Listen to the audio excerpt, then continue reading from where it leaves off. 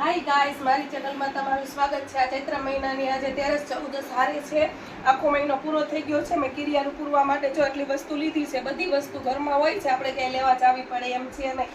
જો પહેલા આ તલ છે, તલની અંદર આપણે આ ગોળ મિક્સ કરી દેવું, પછી તે આપણે એમાં ખાંડ નાખી દેવું, પછી આ બધી સાકર નાખી દઈશું। જો આ બધું આપણે આમ મિક્સ કરી દેવું, અને પછી આ છે એમાં 2-3 લાડવા કીડિયું માટે રાખ્યા છે મેં।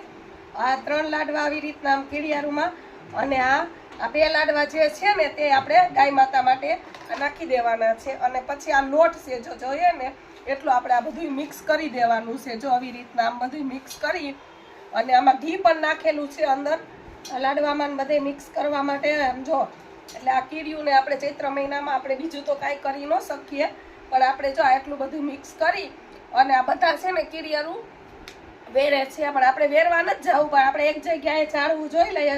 જ્યાં સાચી કીડિયું હોય ત્યાં મૂકી આવે, એટલે એ કીડિયું ને જ્યાં સુધી ચાલશે ત્યાં લગી ખાશે, એટલું એને ઘણું પૂગશે। હાલો, જય જય સિયારામ, સીતારામ, હર હર મહાદેવ, જય કમળા માતાજી।